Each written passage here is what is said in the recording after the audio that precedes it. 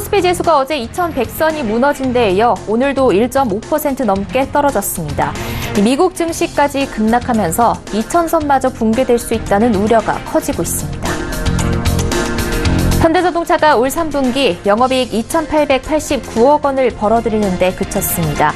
전년 동기 대비 76% 감소한 어닝쇼크입니다. SK하이닉스가 분기 기준 사상 최고 실적을 또다시 갈아치웠습니다. 하지만 내년 업황은 단기적으로 조정에 들어간다는 전망이 나옵니다.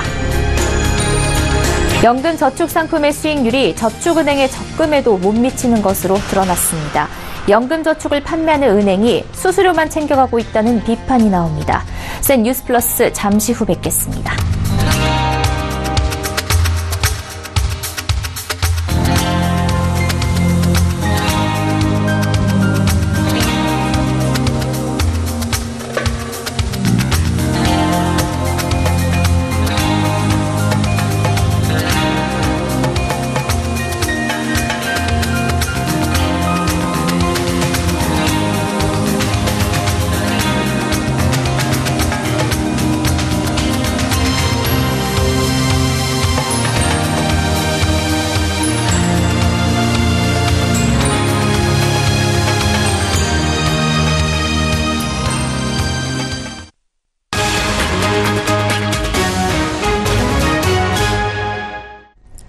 시청자 여러분 안녕하십니까? 센 뉴스 플러스 양한나입니다. 코스피 지수가 어제 2100선이 무너진 데 이어 오늘도 1.5% 넘게 떨어졌습니다. 미중 무역정제 장기화에 대한 우려에 반도체주에 대한 부정적 전망, 한미 금리차 등 악재가 겹치면서 주가가 폭락했다는 분석입니다. 국내 증시에 큰 영향을 주는 미국 증시까지 급락한 상황이라 코스피 2000선마저 붕괴될 수 있다는 우려가 나옵니다. 김성훈 기자입니다. 오늘 코스피는 어제보다 1.63% 급락한 2063.3의 장을 마쳤습니다. 어제 1년 7개월 만에 종가 기준 2100선이 무너진 코스피 지수는 오늘 더 떨어져 약 1년 10개월 만에 장중 2030선까지 밀려나기도 했습니다. 기관은 어제에 이어 오늘도 순매수를 보였지만 개인이 약 2811억 원, 외국인이 3617억 원어치를 순매도하면서 지수를 끌어내렸습니다. 오늘 코스피가 이처럼 큰 폭으로 하락한 것은 뉴욕 증시가 폭락했기 때문입니다.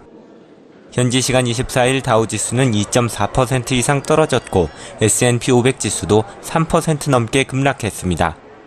기술주 중심의 나스닥 지수는 무려 4.4% 이상 폭락해 지난 2011년 이후 약 7년 만에 가장 큰 낙폭을 기록했습니다. 미중 무역 전쟁이 장기화될 수 있다는 전망이 나오면서 상장사들의 실적에 대한 우려가 커져 증시에 악영향을 미친 것으로 분석됩니다. 반도체 수요에 대한 부정적 전망도 주가 하락의 원인이 됐습니다. 코스피에서도 대장주인 삼성전자와 SK하이닉스가 사상 최고 실적에도 불구하고 반도체 호황이 끝날 것이라는 예측 탓에 각각 3.64%, 3% 떨어지면서 지수 하락을 부추겼습니다. 이 밖에 한미 금리 차이로 인한 외국인 자본 유출과 이탈리아의 재정 불안정 등으로 인한 유럽 증시 하락 등 악재가 겹치면서 코스피가 주저앉았다는 것이 전문가들의 설명입니다. 유한타증권은 현재 증시는 패닉 상황으로 볼 수 있다며 11월 예정된 미중 정상회담 전까지는 어디가 지지선이 될지 예단하기 어렵다고 밝혔습니다. 토러스 투자증권도 연내 코스피가 2000선 아래로 떨어질 수 있다고 우려했습니다. 서울경제TV 김성훈입니다. 현대자동차가 올 3분기 2,889억 원을 벌어들이는 데 그쳤습니다. 당초 증권가에선 1조 원을 밑도는 9천억 원가량을 예상했는데 3천억 원에도 이르지 못한 겁니다. 그야말로 어닝쇼크입니다. 4분기엔 신차 효과가 기대되고 있지만 미국 금리 인상과 비수기 등 악재도 있어 여전히 어려울 것이라는 전망입니다. 정창신 기자입니다. 오늘 현대자동차가 3분기 매출 24조 4,337억 원, 영업이익 2,889억 원의 실적을 거뒀다고 밝혔습니다. 전년 동기와 비교하면 매출은 1% 늘었지만 영업이익은 76% 쪼그라들었습니다. 이 같은 영업이익은 지난 2010년 새로운 회계 기준이 도입된 이후 최저 수준입니다. 고객 예방 안전 품질 활동 등 일시적인 비용이 더해져 영업이익은 감소했지만 매출을 견고히 유지했고 업계에선 현대차 실적 부진에 충격을 받은 가운데 이 같은 실적이 계속될 것인지에 대한 분석도 엇갈리고 있습니다. 이베스트 투자증권은 환율 변동성 확대에 따른 신흥국 우려가 여전히 존재하지만 한국과 미국의 신차 효과가 현실화된다면서 4분기에 영업이익이 약 1조 2천억 원 낼 것이라고 내다봤습니다. 반대로 현대차 실적은 당분간 어두울 것이란 전망도 나옵니다. 미국에선 금리 인상으로 빚내 차 사는 수요가 줄어들고 4분기부터 내년 5월까지 자동차 시장이 비수기로 접어들기 때문입니다. 미국 수요는 앞으로는 내려갈 일밖에 없을 거예요. 10월 달은 비수기로 들어서거든요.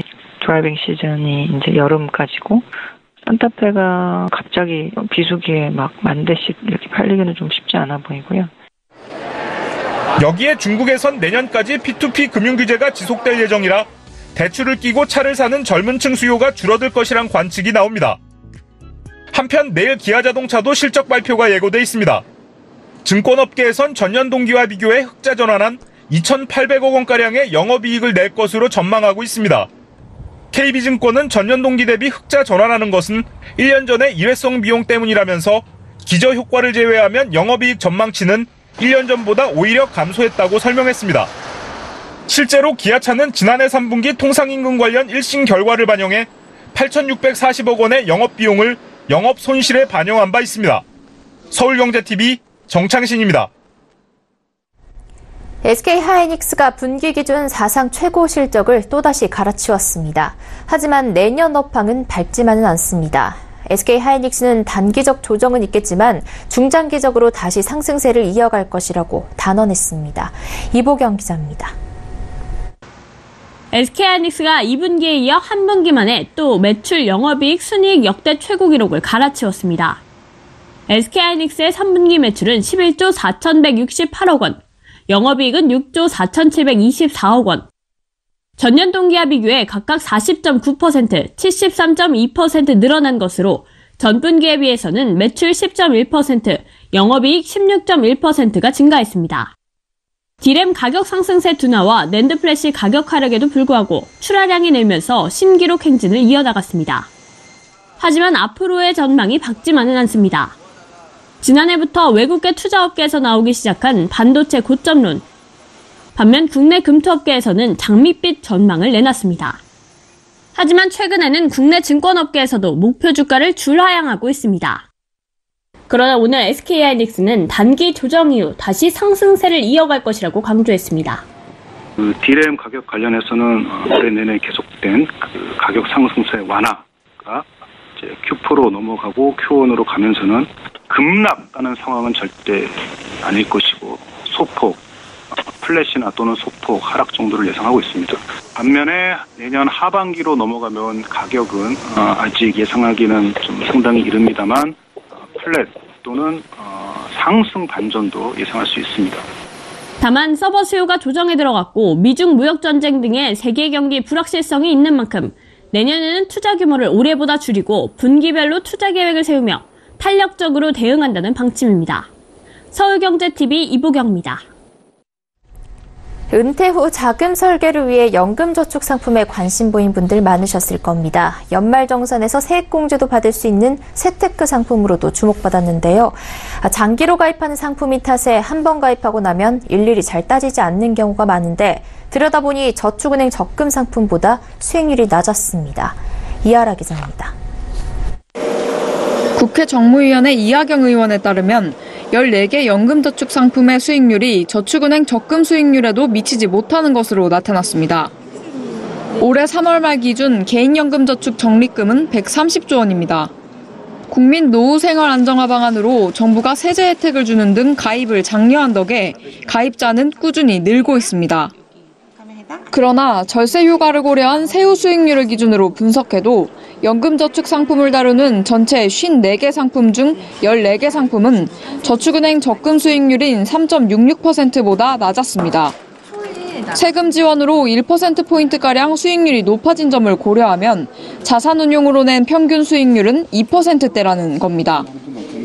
저축은행 적금이 17년간 세전 4.19%, 세후 3.66%의 평균 수익률을 낸 것과는 대조적입니다.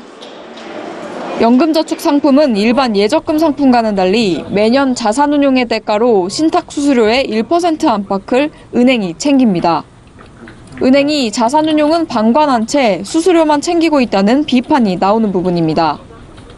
이하경 의원은 수수료 체계를 개편하고 수익률 공시도 세금 효과를 반영해 투명하게 해야 한다고 말했습니다.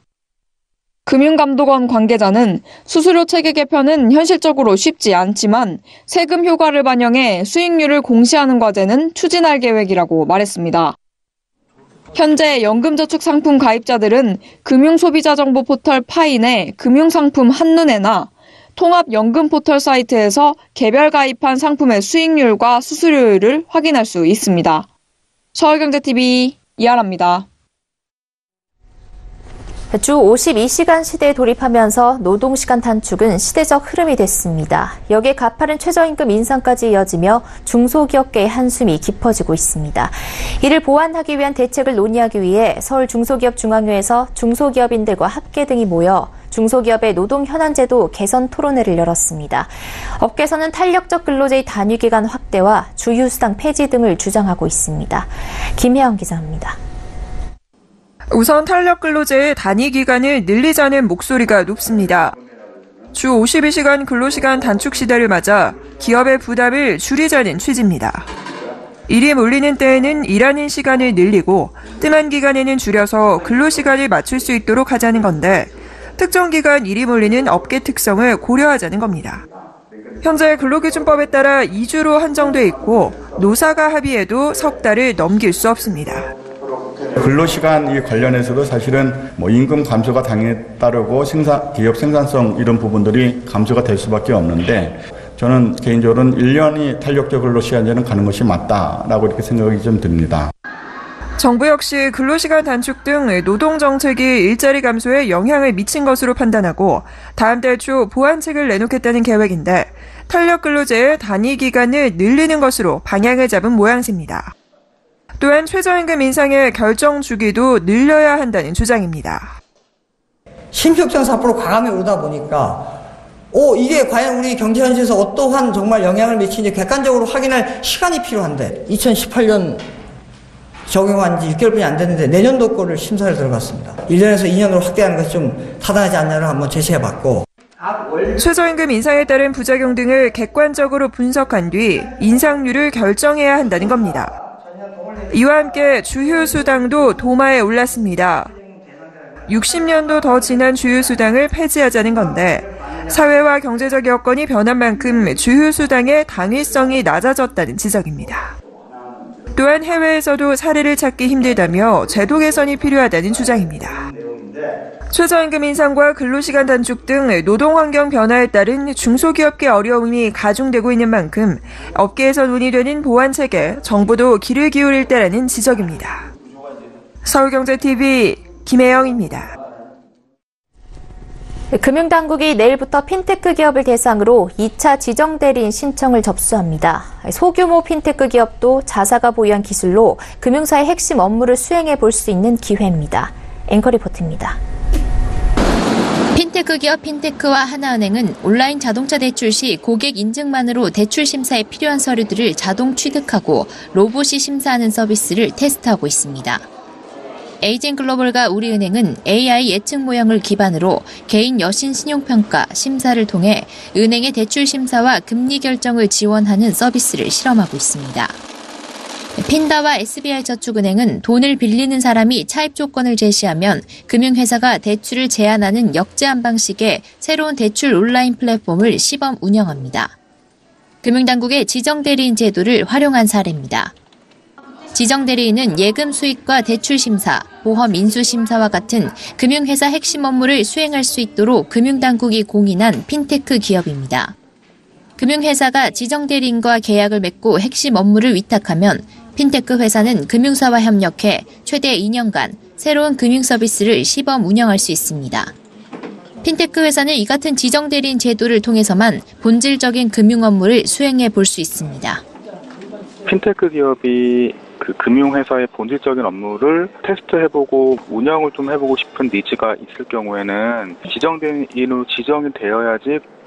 금융위원회와 금융감독원은 오는 26일부터 내달 26일까지 제2차 지정대리인 신청을 받습니다.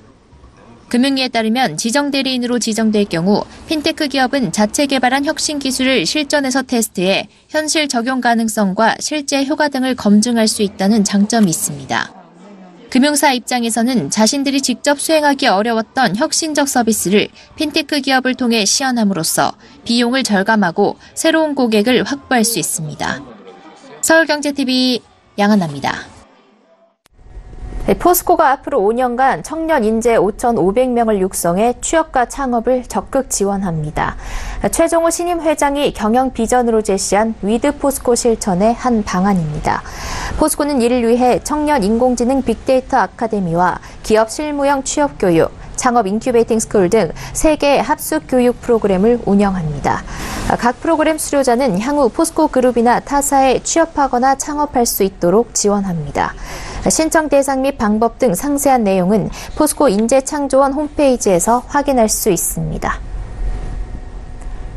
김동연 경제부총리는 올해 정부가 내건 경제성장률 목표치 2.9%를 달성하기 쉽지 않을 것으로 본다고 말했습니다.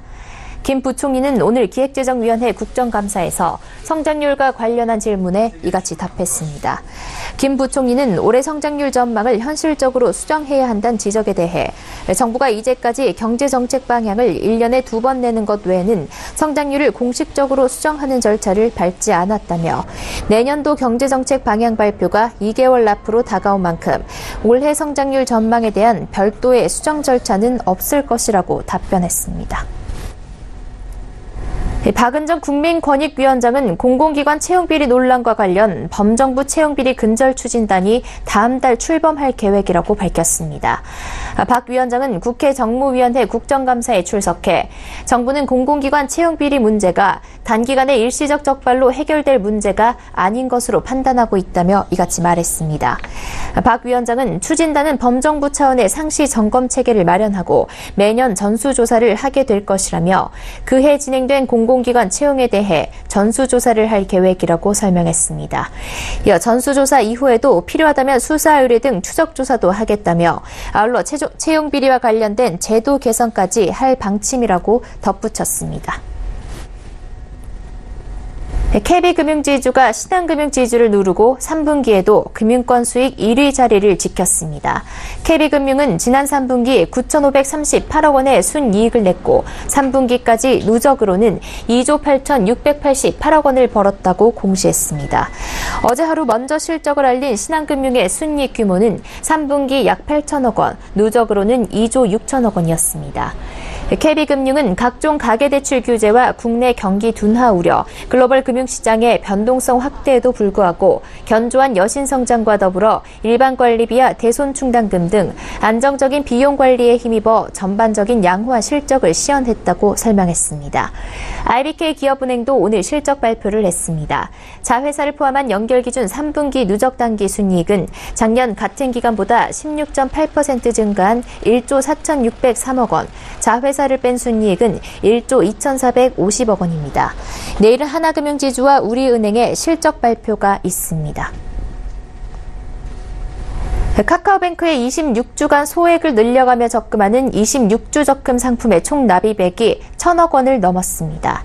카카오뱅크에 따르면 오늘 0시 기준 26주 적금 계좌 수는 총 52만 6,346좌, 총 납입 금액은 1,063억 원입니다. 26주 적금 1,000원 상품은 첫 주 1,000원, 2주차 2,000원, 3주차 3,000원을 붓는 식으로 적금액을 늘려가는 상품입니다. 카카오뱅크는 납입금 1,000억 원 돌파를 기념해 오늘부터 기존 상품 외 5,000원과 만원 상품을 추가합니다. 5,000원 상품은 26주간 적금 시 이자 포함한 만기 금액이 약 176만 원이 되고 만원 상품은 약 352만 원이 모입니다.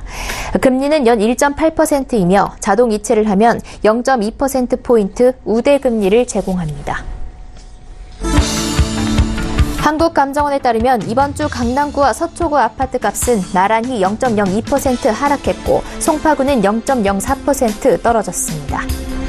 이동통신업계에 따르면 애플 아이폰 XS의 출고가는 최고 196만 원으로 오는 26일부터 다음 달 1일까지 사전 예약에 들어갑니다.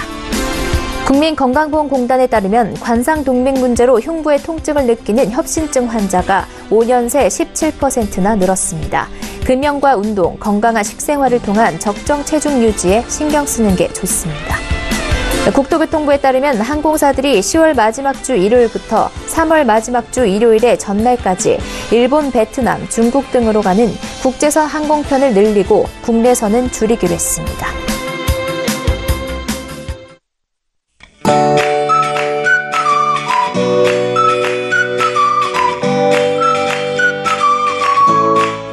안녕하세요. K웨더 라이프스타일 예보 윤재양입니다.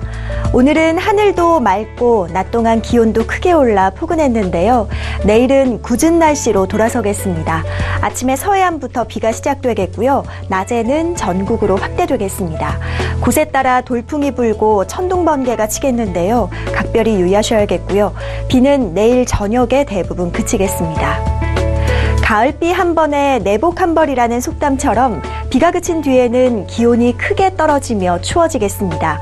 바람이 강하게 불어서 체감 온도는 더 낮겠는데요. 건강 잃지 않도록 따뜻한 옷차림 하셔야겠습니다. 위성 영상입니다. 현재 서쪽에서 구름대가 다가오고 있습니다. 오늘 저녁 시간대에는 전국에 구름이 많아지겠습니다. 내일은 북쪽을 지나는 기압골의 영향을 받겠습니다. 자세한 지역별 날씨는 나절 예보로 알아보겠습니다. 중부지방 아침부터 오후 사이 비가 오겠습니다. 낮 기온 서울 16도, 춘천 14도로 오늘보다 낮겠습니다. 동해안 지방은 낮나절 동안 비가 내린 뒤 그칠 것으로 보입니다. 기온은 오늘보다 낮겠습니다. 남부지방도 낮부터 저녁 사이 비가 오겠습니다. 한낮에 광주, 대구 18도로 예상됩니다. 물결은 모든 해상에서 최고 4m로 매우 높게 일겠습니다. 일요일에는 중부지방에, 월요일에는 전국에 비가 오겠습니다.